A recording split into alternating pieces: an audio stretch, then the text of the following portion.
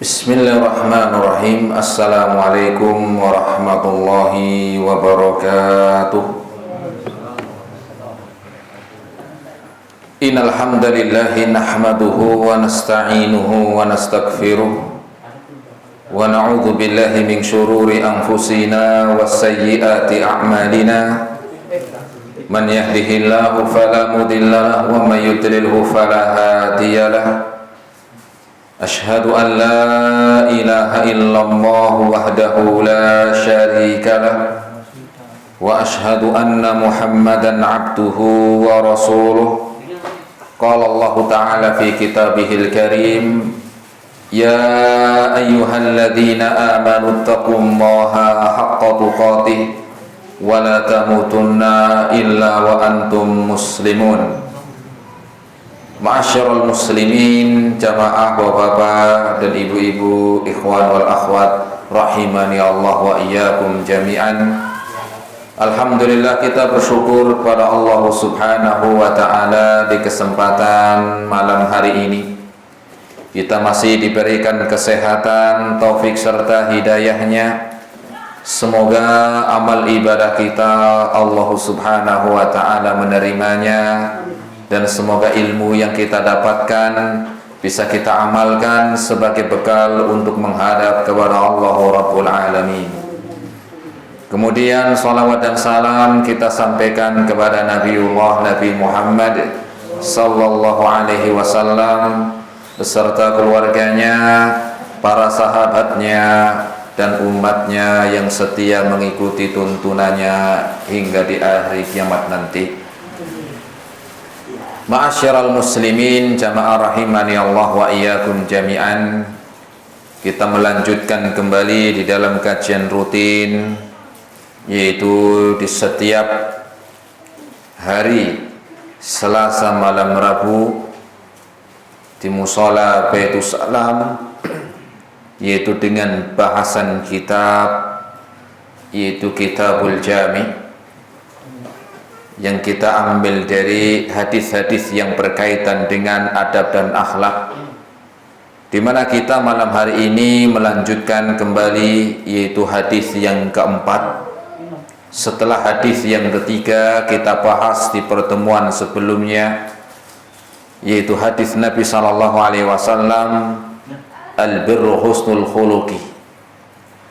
Adapun malam hari ini kita akan melanjutkan hadis yang keempat. An Ibni Mas'udin radhiyallahu ta'ala anhu qala Rasulullah sallallahu alaihi wasallam. Dari Abdullah bin Mas'ud, semoga Allah meridhoinya, Rasul sallallahu alaihi wasallam bersabda, idza kuntum salasatan fala yatanaja ithnani dunal akhar. Apabila kalian bertiga, tiga orang, maka jangan kalian dua orang di antara kalian itu berbisik-bisik tanpa mengajak yang ketiganya. Ada A, ada B, ada C. Yang bisik-bisik A sama B, atau A sama C. Yang satunya enggak diajak, ya, didiamkan atau berbisik-bisik di sana. Hatta takhtalitu binnas, sampai kalian itu bercampur dengan manusia, maknanya sampai kalian itu banyak jumlahnya. Min ajli anna dzalika yuhzinu, karena perbuatan yang demikian itu membuat ya orang itu sedih. Hadis riwayat Imam Bukhari dan Muslim. Ma'asyiral muslimin, jamaah rahimani Allah wa iyyakum jami'an. Hadis ini yaitu berbicara tentang adab seseorang di dalam berbicara, di dalam bergaul. Dan hadis ini sebagaimana disebutkan judulnya tentang menjaga perasaan. Hadis ini berbicara tentang menjaga perasaan. Ternyata di dalam Islam diajarkan kepada kita untuk saling menjaga perasaan, jemaah. Ini baru judulnya. Sebagaimana hadis tadi sebelumnya, satu hadis kita akan bahas beberapa pertemuan. Judul dalam hadis yang kita barusan baca yaitu berkaitan tentang menjaga perasaan seseorang. Dan Islam ini sangat menganjurkan, bahkan mengingatkan, mengajarkan agar saling menjaga perasaan. Jangan sampai ya di dalam diri kita dengan orang lain itu tidak punya perasaan. Saya punya buku bagus, judulnya itu Fakrul Masyair, tapi bukunya masih dalam bahasa Arab. Artinya fakrul masyair ini apa? Artinya miskin perasaan. Miskin perasaan. Nah, di buku ini disebutkan di sana agar kita itu jangan sampai menjadi orang yang nggak punya perasaan, gitu. Ya. Di situ bagaimana orang tua nggak punya perasaan ke anak. Anak nggak punya perasaan ke orang tuanya. Kemudian disebutkan juga ya, seorang suami nggak punya perasaan kepada istrinya, istrinya nggak punya perasaan kepada suami, kemudian tidak punya perasaan ke tetangga, ya.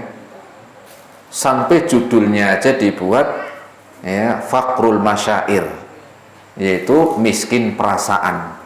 Aslinya kalau dalamnya itu isinya apa? Ya, di antara contoh-contoh orang yang nggak punya perasaan. Tapi karena beliau perasaan, khawatir nyakiti perasaan orang, judulnya apa? Miskin perasaan. Aslinya kalau dibuat judul nggak punya perasaan, kayaknya khawatir perasaannya orang jadi apa? Tersakiti. Makanya judulnya pun halus begitu. Ya. Karena apa? Ya, menjaga perasaan begitu, sama. Nah, jadi hadis tadi bertema tentang menjaga perasaan seseorang. Dan di dalam syariat kita menjaga perasaan adalah diperintahkan. Dan Rasul Shallallahu Alaihi Wasallam adalah orang yang sangat perasaan. Orang yang sangat perasaan. Ada orang yang ya, orang yang sedang, atau ada orang yang lebih dari itu, atau orang yang nggak punya perasaan ya, ada orang yang ya punya perasaannya kecil lah ya, ada yang orang perasaannya bagus atau apa besar, baik, macam-macam. Maka hadis ini mengingatkan kepada kita agar kita di dalam ya, bermuamalah, beradab, berakhlak itu ya dianjurkan agar kita mengetahui perasaan orang lain. Dan Rasul Shallallahu Alaihi Wasallam sebagaimana tadi disebutkan orang yang sangat perasaan, sebagaimana dituturkan di dalam hadis riwayat Imam Muslim, yaitu hadis yang diriwayatkan oleh Imam Muslim dari Abi Sa'id Al-Khudri, dari sahabat yang bernama Abu Sa'id Al-Khudri radhiyallahu taala anhu. Qala bainama nahnu fi safarin ma'an Nabi sallallahu alaihi wasallam. Pernah kami itu dalam satu rombongan safar. Lagi safar dalam perjalanan ya, bersama Nabi. Lagi safar ya, safar mungkin dalam ya berjihad atau bukan apa, atau dalam suatu ya kegiatan khusus ya, atau touring misalnya lah begitu, tapi touringnya yang manfaat begitu ya. Nah, apa kata sahabat Abu Sa'id Al-Khudri? Ilja'a rajulun ala rahilatin lahu. Ada orang yang datang di atas kendaraan. Ya, ada salah satu rombongan tadi di atas kendaraan. Ya, kendaraan waktu itu ya bukan mobil, ya, bukan motor, tapi mungkin onta. Nggak disebutkan di sini kendaraannya apa, nggak disebutkan. Mungkin kuda, apalagi sama keledai, tobigol. Ya, bigol itu kan perkawinan silang antara keledai dengan apa? Dengan kuda. Lahirnya bigol, lebih besar dari keledai dan lebih kecil dari kuda. Intinya di atas kendaraan orang ini datang salah satu rombongan. Ya. Tapi bukan sapi kayaknya ya, karena mas jarang misalnya sapi ya, ngontak lah atau mungkin kuda begitu. Kemudian faja'alu yusarrifu basarahu yaminan wa shimala. Orang ini tengok-tengok kanan kiri, tengok-tengok begini. Begitu. Ini orang ini intinya tengok-tengok di atas kendaraannya. Ya. Nabi itu perasaan tahu orang ini lagi apa. Faqala Nabi SAW langsung ketika melihat orang ini tengok-tengok, maka Rasul mengatakan man kana ma'hu fadlun fadlu dhahrin falya'ud bihi ala man la dhahra lahu. Kemudian Rasul SAW pun mengatakan kepada para jamaah teman-temannya yang lain, barang siapa yang memiliki kelebihan tunggangan, maka ajaklah dia untuk diboncengkan. Kalau ada orang yang belum punya kendaraan, boncengin. Wa man kana lahu fadlun min zadin falya'ud bihi ala man la zada lahu. Dan barang siapa yang memiliki kelebihan makanan atau minuman, maka hendaklah dia berikan kepada orang yang tidak bawa bekal makan atau minuman. Rasul itu tanpa nanya orang yang tadi tengok-tengok. Mungkin kalau kita nanya dulu, Pak, jenengan kenapa nih tengok-tengok jalan? Mungkin begitu kan. Rasul itu paham perasaan. Nah, kira-kira orang ini butuhnya kendaraan atau makanan, jemaah? Kan tadi di atas kendaraan, berarti butuhnya makanan, gitu. Dia butuhnya makanan. Kenapa orang ini sudah di atas kendaraan? Yang kedua, Rasul SAW juga dengan ucapannya yang lembut, dia tidak nunjuk orang. Ya, woi, barang siapa yang punya makanan lebih, siapa yang punya kendaraan yang bisa buat boncengin, nih bonceng ini, nih bonceng ini, enggak begitu. Atau nih orang ini depan saya nih, ya, yang pecinya hitam nih misalnya, kalau saya sendiri, lu kasih makanan nih, kasih makan, boncengin, enggak, untuk menjaga perasaan juga, gitu. Untuk menjaga perasaan, tidak ditunjuk orangnya. Dan Rasul juga tidak menunjuk orang yang di situ membawa bekal. Kamu kan tadi kayaknya membawa bekalnya banyak, saya lihat 2 kresek kamu, gitu. Coba kamu cari orang nih di sini, Anda yang nggak bawa, bantu dia, kasih makan, juga enggak. Kenapa? Menjaga perasaan, gitu sih. Ya, untuk menjaga perasaan. Tetapi Rasul SAW mengungkapkan dengan ungkapan yang umum, ya, dengan isyarat. Ya. Dengan isyarat, dengan bahasa isyarat. Maknanya Pak Rasul tidak ya langsung nunjuk orangnya yang mau dibantu atau yang diminta untuk membantu. Sehingga dari sini kita mengetahui ya, pentingnya seorang menjaga perasaan sebagaimana hadis tadi. Ini baru judulnya, menjaga perasaan hadis tadi. Ya, untuk berbisik-bisik tadi. Kemudian Rasul ketika mengatakan man kana mahu fadlu dhahrin falya'ud bihi ala man la dhahra lah. Rasul mengatakan demikian, barang siapa yang memiliki kelebihan tunggangan maka ajak boncengin yang ada di sekitarnya yang belum dapat kendaraan. Rasul itu nggak nanya ke orangnya tadi. Atau ketika Nabi mengatakan barang siapa yang memiliki kelebihan makanan, maka berilah orang yang tidak membawa atau kurang makanannya, bekalnya. Kenapa Rasul tahu isyarat orang tadi ketika di atas kendaraan tengok-tengok begitu? Yaitu kalau orang yang punya perasaan pahamlah. Ini contoh. Rasul memberikan salah satu contoh. Yang repot kadang-kadang tadi itu nggak punya perasaan gitu loh. Ya. Kamu kenapa sih tengok-tengok? Kemudian udah megang-megang perut nih misalnya. Kamu sakit perut apa gimana? Aduh, ini yang terkadang nggak paham begini. Udah tengok-tengok, udah megang-megang perut, ya. Kenapa sakit perut? Enggak, lu kenapa? Apa ini? Kau pengen sikat gigi? Ya disikat gigi kan, padahal begini itu udah paham. Oh, pengen makan gitu, ya. Nah,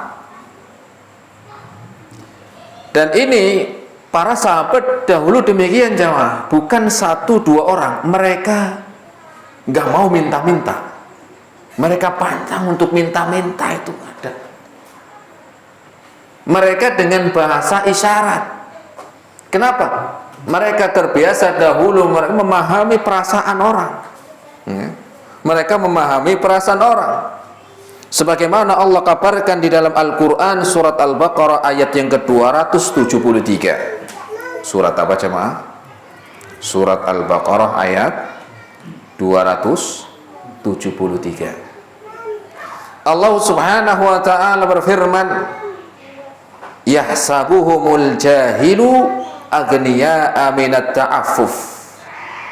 Orang yang nggak paham mengira para sahabat dahulu mereka orang-orang kaya, ya. Kenapa? Minat ta'affuf, karena mereka memelihara, menjaga dirinya dari minta-minta. Mereka mengetahui orang apa? Ya, orang yang tidak mengetahui menyangka, mengira mereka para sahabat itu udah kaya semua karena nggak ada yang minta-minta. Padahal apa? Mereka ya ada yang miskin, ada yang kaya, tapi mereka menjaga untuk minta-minta. Ketika butuh ya mereka seperti itu. Ya. Kalau sekarang ya belum tentu. Sudah kaya aja masih minta-minta. Ya, udah tahu itu beras untuk raskin, judulnya aja Pak. Raskin, beras untuk orang miskin aja itu disunat juga gitu kan.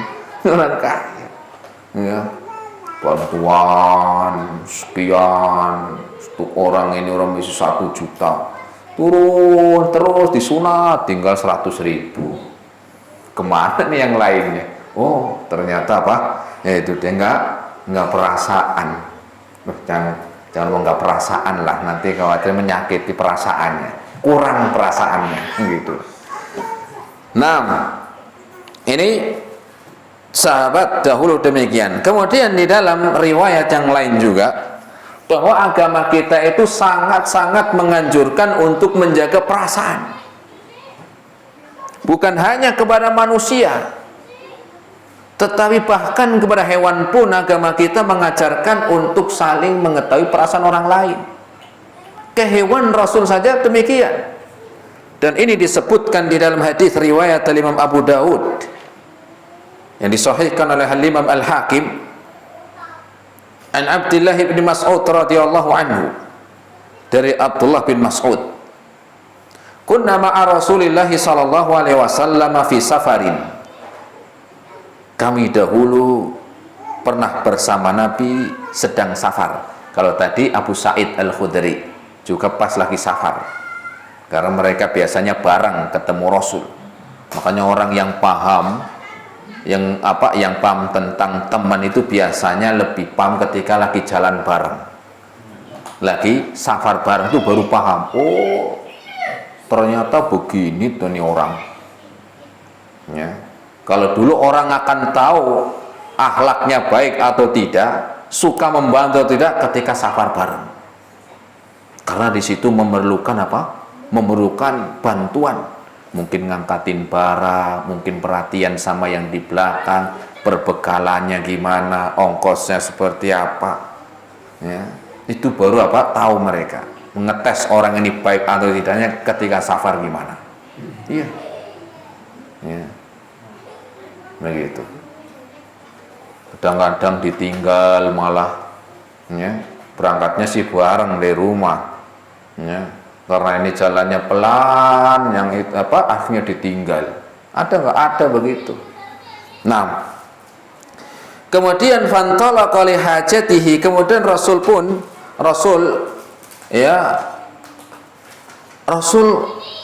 pergi dalam satu istirahat safarnya. Rasul itu apa, keluar, ya, untuk ada hajat, ya, disebutkan hajat di sini mungkin Rasul mau, ya, buang air kecil gitulah. Intinya Rasul itu keluar dulu, apa, menjauh begitu loh, ya, dari sahabat-sahabat yang tadi lagi safar.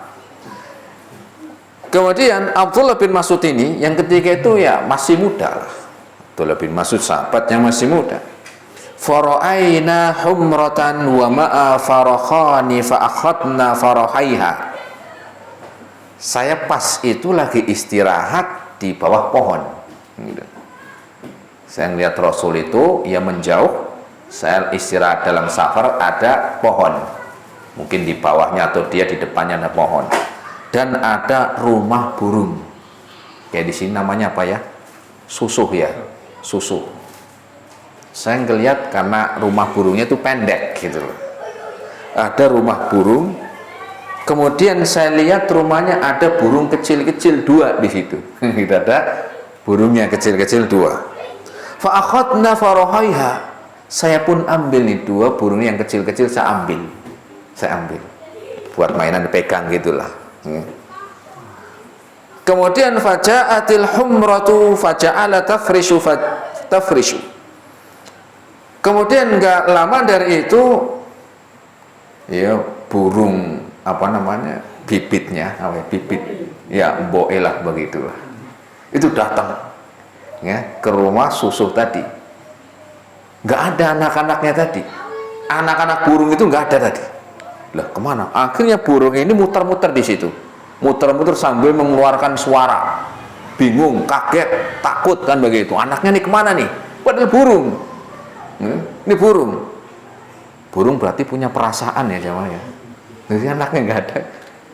Nah, hewan juga punya perasaan jamaah, bukan cuma burung doang. Ya, oh itu burung doang, hewan nggak apa-apa Ustaz. Hewan juga punya perasaan.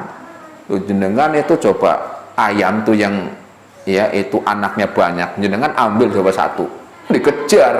Kenapa? Perasaan. Makanya dalam menyembelih hewan kurban pun ada perasaan, jaga perasaan. Apa diantara tutup dari untuk tempat menyembelihnya itu harus ditutup, jangan diliatin ke hewan-hewan yang lain, ya, jangan diliatin. Sini nyembelih, depannya kambing. Wah, kambing itu gimana perasaan jamaah? Aduh, habis ini giliran saya ini. Perasaan itu, maka tutup. Kemudian yang kedua ketika ngasah nggak boleh di depannya. Walaupun apa, ya cuma ngasah, nggak boleh. Ini ada kambing mau disembelih, ini ngasahnya di depannya, srek. Bisa mati duluan nih kambing kan gitu, pingsan dulu. Ini untuk menjaga perang. Jadi apa, hewan pun demikian. Ya. Apa lanjutannya? Katanya Abdullah bin Mas'ud, faja'a Nabi sallallahu alaihi wasallam, datang Nabi. Ya, selesai, Rasul pun datang lagi. Faqala man fajahadhi biwalidiha. Rasul langsung paham jemaah. Ketika ngelihat tadi ke tempat itu ada burung yang di situ bunyi-bunyi, ya. Kemudian dia muter-muter di situ, di sekitarnya. Rasul langsung paham perasaan. Siapa yang ngambil anak burung ini? Gitu. Siapa yang ngambil anak burung ini? Ya. Radduha waladaha ilaih. Cepat kembalikan. Abdullah bin Mas'ud yang bawa. Iya Rasul, saya ulangin, taruh lagi. Rasul Shallallahu Alaihi Wasallam sampai seperti itu perasaannya jamaah. Ya. Bukan hanya ke manusia, ke burung. Kalau itu Rasul lakukan kepada burung, cuma burung, apalagi manusia. Maka hadis ini mengajarkan agar kita itu menjadi orang yang berperasaan. Menjadi orang yang berperasaan. Baik itu orang tua kepada anaknya, atau anak kepada orang tuanya. Kalau itu saya tadi sebutkan mengajarkan menjaga perasaan, kemudian Rasul mencontohkan juga disebutkan hewan, apalagi manusia. Anak ke orang tua bagaimana harusnya dia menjaga perasaannya, menjaga perasaan orang tua, jangan nyakitin, jangan membentak. Bahkan Allah sebutkan dalam Al-Quran, Allah perintahkan wala taqul lahuma uffin wala tanharhuma, dan jangan engkau mengucapkan kepada orang tuanya uff. Uff ini apa sih maknanya? Ungkapan dalam kebiasaan adat, kebiasaan suatu daerah, suatu bahasa itu beda-beda. Mungkin kalau kita terjemahkan di sini bahasa kita, uff itu maknanya ungkapan yang dia itu nggak ada maknanya, tetapi ungkapan yang dia itu tidak ridho atau tidak mau. Ya misalnya lah, jangan engkau katakan kepada orang tuanya uff. Mungkin kalau di sini begitu. Beliin apa Pak? Beliin minyak goreng. Mana duitnya? Maknanya begitu. Ya, kalau kita terjemahkan mungkin di sini seperti itu. Uff itu maknanya tadi. Ya. Walaupun melaksanakan, tetapi ada ucapan itu. Jenengan kira-kira kalau merintahkan anak, kemudian anak jawab begitu, walaupun dia melaksanakan, jenengan sedih nggak kira-kira? Ada yang nggak sedih di sini? Kalau nggak sedih mungkin nggak punya perasaan. Jadi apa? Sedih sama, sedih. Disuruh kok anak kok, walaupun nggak mau, tapi apa? Sedih, perasaan.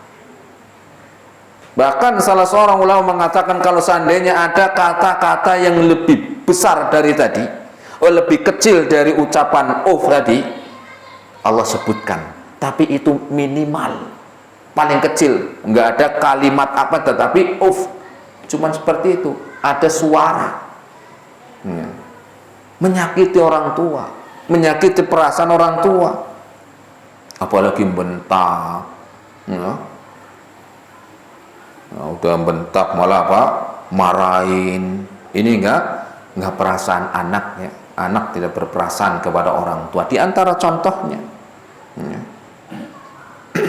maka pernah suatu ketika ada salah seorang ulama, disebutkan dia seorang imam besar, seorang ulama, orang alim, saya lupa namanya.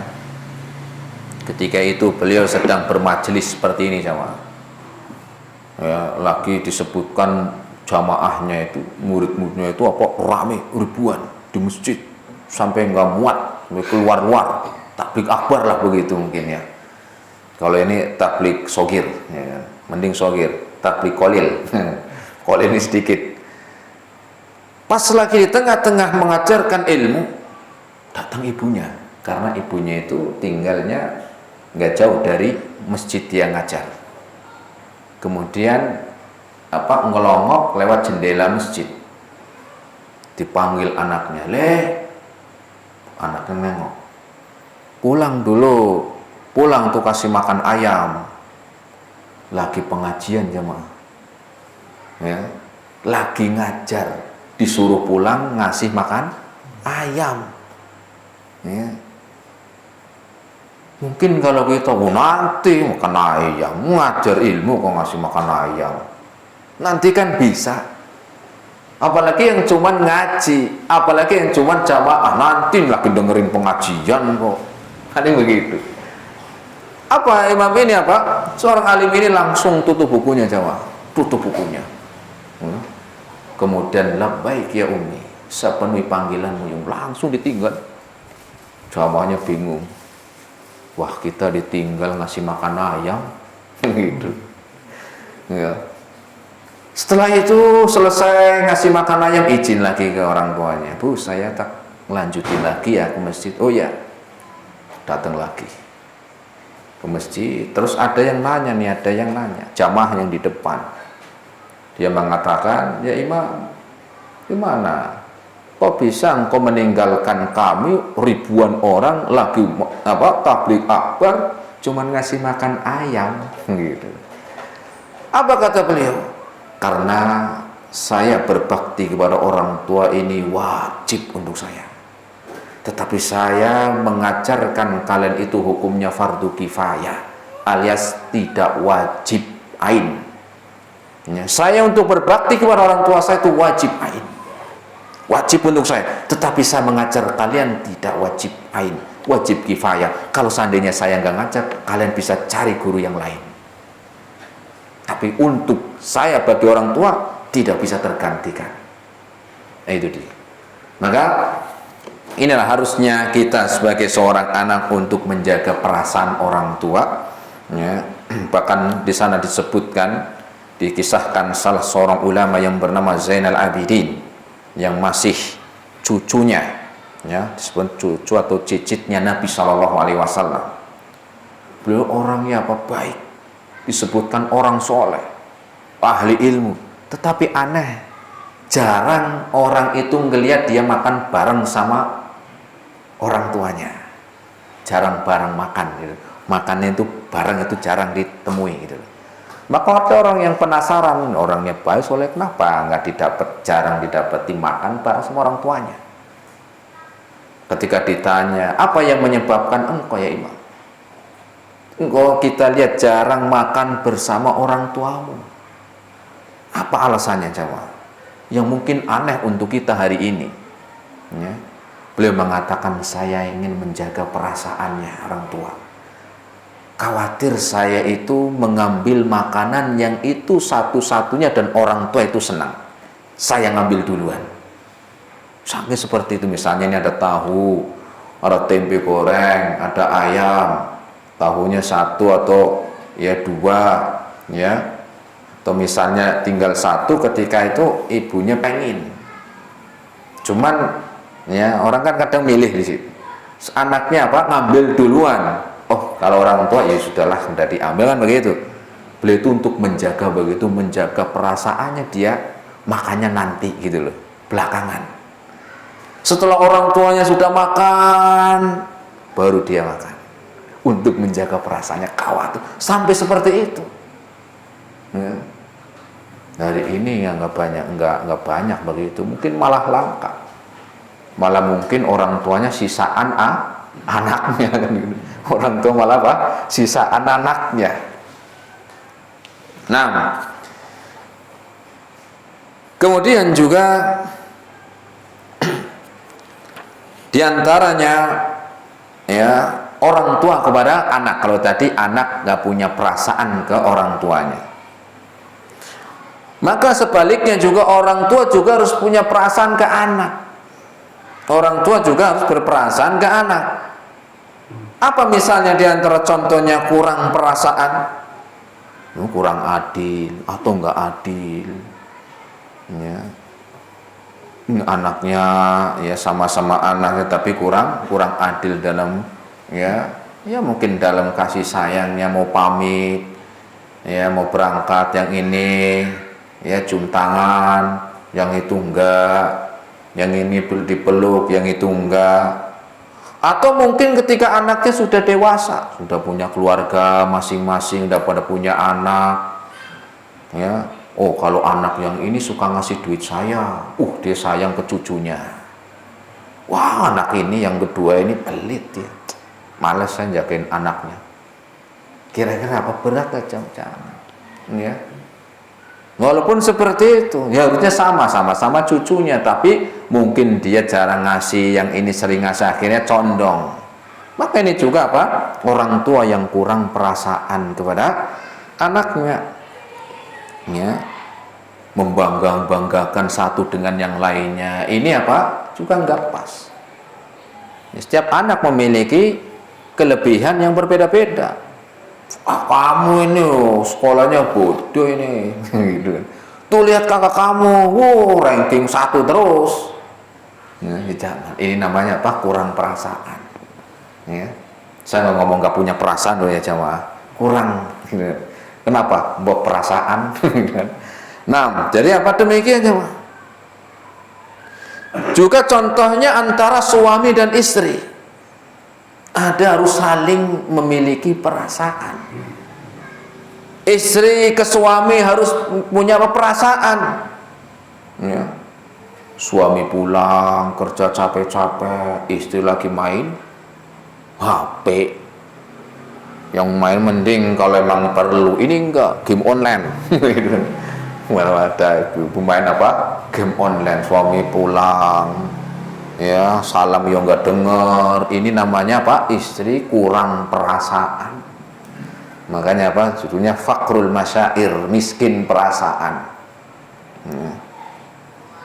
Belum lagi suami di luar dari berangkat kerja, pemandangannya, waduh. Ya, ketika di lampu merah, macam-macam yang dilihat, ada yang hijau, ada yang kuning. Penampilannya juga apa? Penampilannya juga membangkitkan syahwat. Sampai di tempat kerja, waduh, ya, yang dipandang, yang tiap harinya seperti itu. Belum lagi ketika pulang, ya, ketika diangkut atau dinaik motor, depannya yang dilihat ngeri, ya. Ketika pulang, waduh, istrinya kurang perasaan. Ya, apa ketika kurang perasaannya gimana? Ya, mungkin nggak dandan. Udah gitu baunya bawang putih lagi. Ya, pakaiannya belum apa? Belum ganti. Udah begitu bangun tidur. Akhirnya yang tadinya sudah ada keinginan dari syahwatnya, langsung syahwatnya terjun bebas. Hilang. Namanya apa? Istri yang kurang perasaan.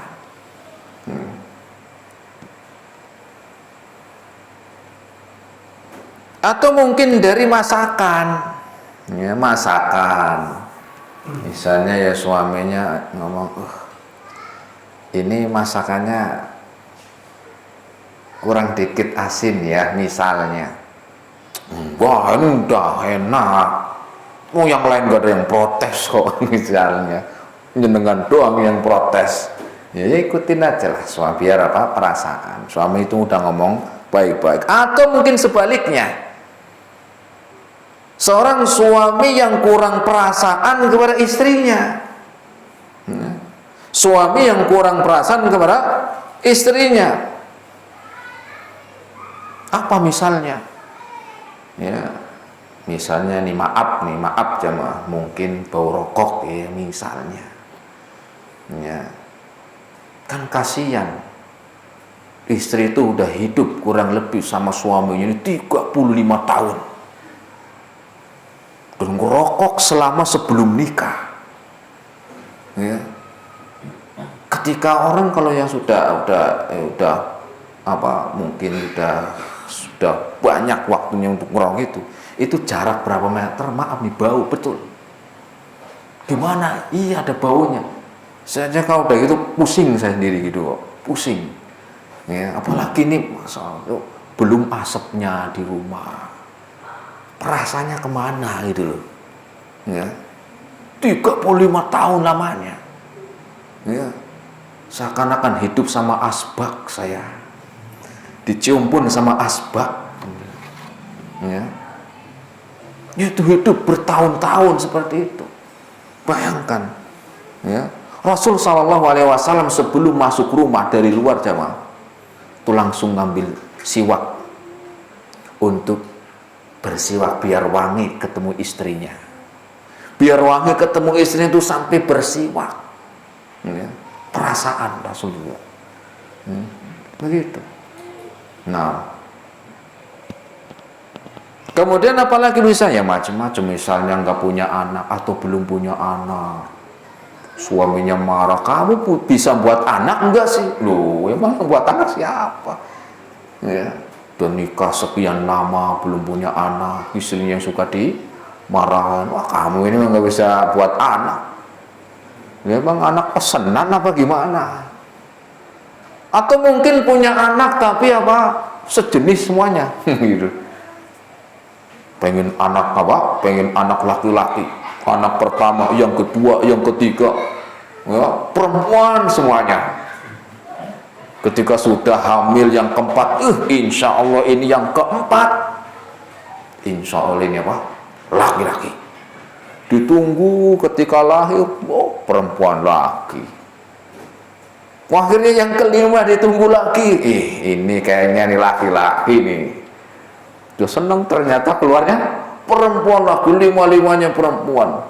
Kesel gue istrinya. Kamu nggak bisa buat anak laki-laki apa? Tuh. Ya, istri yang dimarahin. Ya kalau anaknya perempuan 5 nanti kan kalau nikah kan sama laki-laki. Ya punya anak laki-laki, walaupun anak ini perempuan semua, nanti kan nikah ya sama laki-laki. Kalau anaknya laki-laki semuanya, ya nanti kan nikah sama perempuan. Normal, jelas. Bukan kayak LGBT. Ya, nikahnya Budi sama Asep. Ya, begitu. Nggak punya anak laki-laki, ya nanti menikah sama perempuan jadi anaknya. Ya. Ini diantara contoh-contoh. Atau juga menjaga perasaan dengan tetangga, ya, dengan tetangga, menjaga suara-suara, apalagi kalau tetangga itu punya anak kecil, bayi, ya. Udah ribut sebelah, suami istri lagi cekcok, padahal tetangganya ada yang punya bayi, tahu sendiri jaga bayi kayak apa. Ya sudah digendong, sudah mau tidur, itu kalau naro itu bayi itu pelan-pelan biar nggak bangun. Ya, Ustadz pengalaman loh ya, orang anak sama si bayi, kan, naronya itu pelan-pelan biar nggak bangun, kayak naro bom apa, bom waktu, gitu kan, pelan-pelan, gitu kan, biar nggak bangun. Baru capek sedikitnya, capeknya sudah hilang sedikit, baru naro, tetangga lagi ribut, wah apa kamu kaget, ya bayinya apa kaget. Ya. Maka apa? Ya menjaga perasaan juga tetangga. Atau misalnya suara knalpot yang kencang, ya, pulang jam 9 malam, knalpotnya udah didengar dari sekian jarak kilometer. Ya. Ini namanya orang kurang perasaan kepada saudaranya. Ya. Punya pohon rambutan misalnya, tiap hari tetangganya lewat, bahkan kadang yang nyapu apa daunnya, ketika buah-buahnya sudah mulai berbuah langsung ditebasin. Apa tebasinnya, Bang? Dijual. Kasihan nggak tetangganya? Ya bukan nggak boleh, silakan hak sendiri, tapi kasihan lah, sekali-kali lah ya dipanen, dibagi tetangga, kan senang. Apalagi tetangga yang kena imbasnya, kena daunnya, udah kena mereka yang nyapu tiap hari, kenanya sampahnya. Ya. Bukan nggak, tapi perasaan, menjaga perasaan. Ya. Atau misalnya lagi diparkir sembarangan. Ya. Parkir sembarangan, tahu jalannya sempit. Ini maaf nih jamaah, ini saya nggak ngomong jangan di sini, nggak, ini dimanapun. Rasul tadi disebutkan di sini menjaga perasaan. Ya. Ya kalau di sini ada yang sakit hati, mau saya nggak ngomongin, nggak secara umum jamaah, secara umum parkir sembarangan. Ya, orang lewat jadi sempit, bahkan ada yang kecelakaan gara-gara apa? Parkirnya sembarangan. Betul, jalan jadi sempit. Ya, ingat, ketika orang ini menuntut sampai akhirnya bisa. Ya, itu jalan-jalan kaum muslimin bebas. Gunakan untuk kita apa? Ya, parkir yang, kalau emang nggak punya tempat parkir ya nyewa di mana? Bukan jalan umum dia untuk parkir. Yang lebih parah lagi itu jalan umum buat parkir dikasih kanopi. Ya, ada nggak? Ada ya, saya lihat seperti jalan umum, cuman Ya mungkin karena jalan ke situ agak kecil terus dikasih itu, orang lewat susah. Ya. Itu daerah saya, daerah sana, daerah saya. Enggak di sini insya Allah ya. Ya. Jadi seperti itu, menjaga perasaan. Ya. Atau juga mungkin buang sampah sembarangan. Ini kan realita yang setiap hari kita hidup bermasyarakat. Apalagi yang ya di perumahan kadang ya satu sampahnya, tempat sampahnya itu bareng-bareng. Ya kalau bisa ya kalau buang sampah ya masukin ke tongnya. Ya, masukin tutup, rapat. Kenapa? Perasaan orang yang depannya itu ya yang tong sampahnya depannya rumah orang. Udah buang nggak dimasukin. Ya kita juga melihat seperti itu. Perasaanlah depannya itu orang. Apalagi yang depannya itu tempat nongkrong, gardu, pos. Di situ ngobrol, suka cekik, suaranya keras, ganggu orang-orang yang di sebelahnya rumah, ya. Kemudian terganggu dari asap rokoknya, ya. Kadang sampai tengah, lihat mungkin di situ ada orang tua, ada orang yang sakit, ada bayi. Ya, maka ya di sini mengajarkan kepada kita demikian. Atau bakar-bakar sampah sehingga tetangganya kena asapnya, ya. Ya intinya macam-macam jamaah. Banyak contoh-contoh dalam kehidupan kita itu untuk mengamalkan dari hadis ini. Makanya ya Rasul pun ya menerangkan dari hadis yang kita akan bahas, ya apabila kalian 3 orang janganlah berbisik-bisik, ya 2 di antara kalian dan tidak ngajak yang ketiga. Ini maknanya apa? Maknanya agar seorang itu menjaga perasaan, dan insyaallah taala kita akan lanjutkan di pertemuan akan datang insyaallah taala dengan bahasan hadis ini. Kita baru membahas judulnya, yaitu hadis tentang menjaga perasaan. Ini jamaah yang bisa kita sampaikan, semoga bermanfaat pada kesempatan ya malam hari ini. Wassallallahu ala nabiyyina Muhammad wa ala alihi wa ashabihi wa sallama tasliman katsira. Silakan jamaah kalau ada yang mungkin mau bertanya yang bisa saya jawab. Fadhol. Ada yang bertanya jamaah? Cukup? Cukup jamaah? Ya, silakan Pak. Silakan. Kalau kita mati memang jujur saja ya, akhlak ya. Orang itu, saya terpikat pada seseorang itu bukan karena penampilannya yang so-islami, tetapi memang akhlak. Nanti kadang-kadang saya sendiri kesulitan untuk menjaga supaya akhlak saya itu menarik orang lain.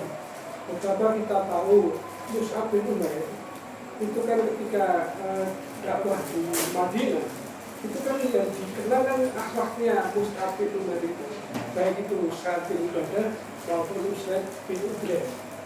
Nah, pertanyaan saya adalah bagaimana kita mengkoreksi diri, karena kita itu merasa baik, tetapi belum tentu orang itu dinilai baik oleh yang lain. Matur nuwun.